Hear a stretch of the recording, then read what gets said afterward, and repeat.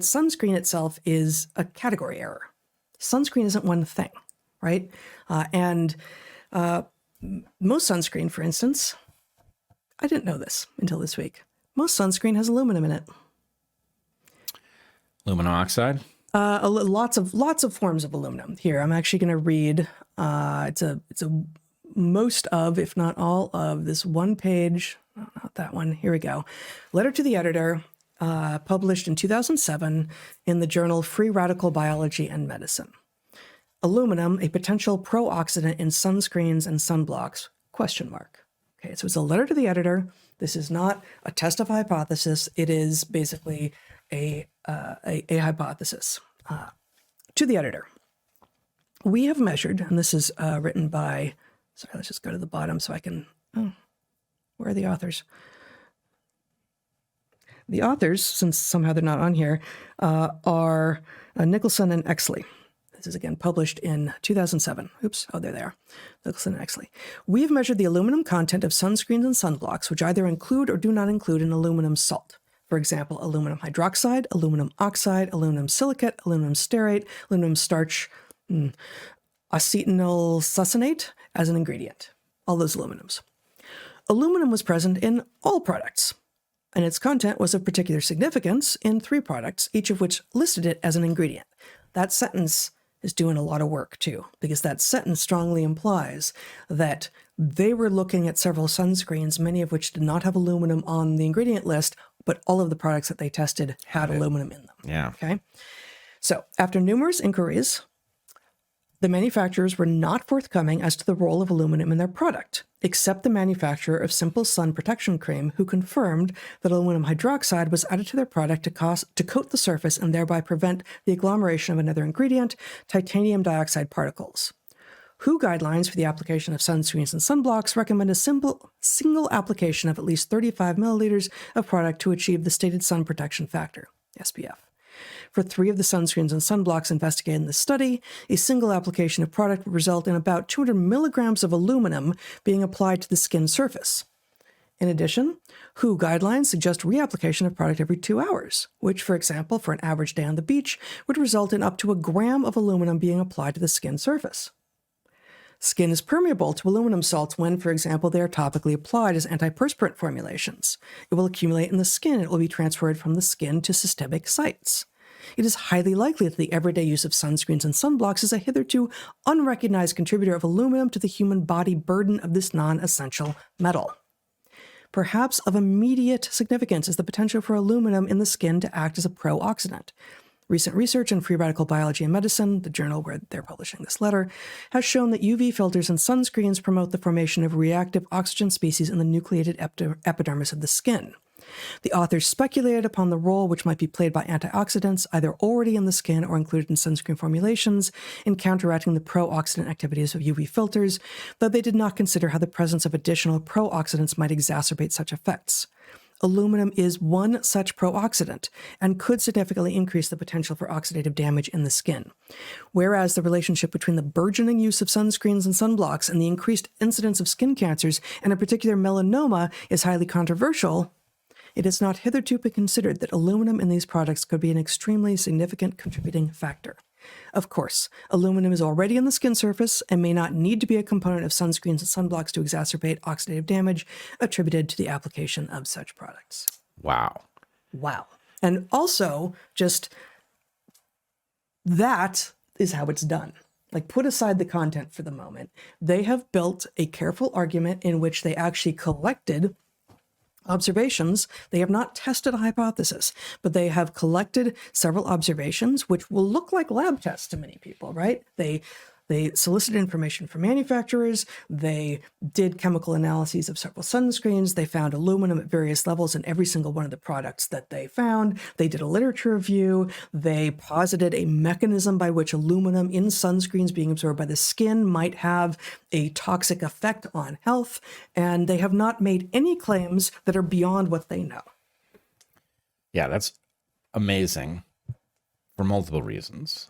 One, when you put on sunscreen, you tend to be putting on a lot. I mean, sometimes I guess you just put it on your face, but if you're out in the sun, you're likely have a lot of stuff exposed. You're putting on a lot. So you're talking about a large amount of this potentially pro-oxidant. Yes. And if I'm remembering, chemistry was probably my weakest science. But if I think about what I think I know about chemistry, you've got oxidants, which are actual molecules in a state that's reactive. Right. An antioxidant is going to neutralize it. If you put a bunch of stuff all over your surface, it's going to occupy all of the antioxidants that you have available. So one mechanism here as to where cancer might come from is that you're leaving a lot of reactive oxygen species now free to basically attach to and disrupt the various systems that are keeping cancer at bay normally. Your normal metabolism. Right. It's like throwing a bunch of stuff at your immune system so that immune system is preoccupied dealing with garbage and it misses the pathogen that sneaks through because, all of your cells are busy. Okay. That's interesting. Did I also, maybe I just misunderstood something, but did they say that the aluminum was in there to tint the titanium? I don't think tint. Let's see. They say... Because the titanium will tend to be white, which might be off-putting. So they inquired after all the manufacturers of the products that they were looking at, and they only heard from one. And from that one manufacturer who really, I feel bad for them that they actually responded, and they're, of course, being singled out here. They confirmed, quote, that aluminum hydroxide was added to their product to coat the surface and thereby prevent the agglomeration of another ingredient, titanium dioxide particles. So not tint, but keep it aggregated. It's basically emulsifying it. If it were a fat, Yep. Yeah, keeping it separate rather than in emulsifier is one of the great evils of the modern era, as it turns out. Yeah. All right. Well, that's interesting. So, I bring that up. This is one of my two main critiques of the really fairly pseudoscientific work that is being done on whether or not sunscreen protects against or tends to make you more likely to get skin cancer. One of my main issues is sunscreen isn't sunscreen. Right? Sunscreen is wildly variable. According to this 2007 letter, in all of the sunscreen products that they looked at, every single one of them contained aluminum. I happen to know that there's at least one out there in the market, and I hope more than one at this point, that doesn't contain any aluminum at all, and that's Van Man's sunscreen, which is tallow and zinc and a few other things. But I went and looked, and they are a sponsor of the show, but they're not a sponsor today. They're not paying me to say this, but they have a rather than a mechanical sunscreen, meaning that the zinc actually tints your skin. Yeah, it's a physical block. It's a physical block, and it's in a base of tallow and maybe beeswax. I don't remember everything else, but that is actually, it's all the same good stuff that's in their regular tallow balm, which is fantastic. And there are moments, there are situations when even people who don't want to use sunscreen in general, for lots of reasons, some of which we haven't even gotten to yet, may end up needing sunscreen. But I would say, given what we've heard so far, you can't trust the labels on the mainstream sunscreens. Apparently, even the ones that don't list aluminum often have aluminum in them. Aluminum is a known pro-oxidant. Many people by now have heard about the potential risks of wearing aluminum-based antiperspirant. Why would it be any better to coat your entire skin and then bake it into your skin in the form of sunscreen?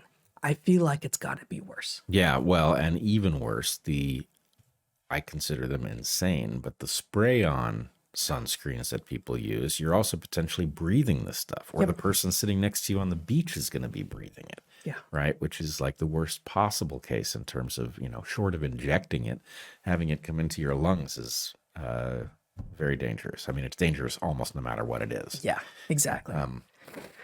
Okay. So there's that. Not all sunscreen is created equally.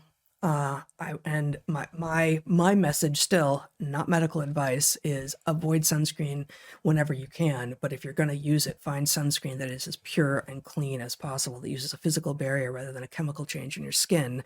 And Van Man sunscreen is the example that I know to fit that category.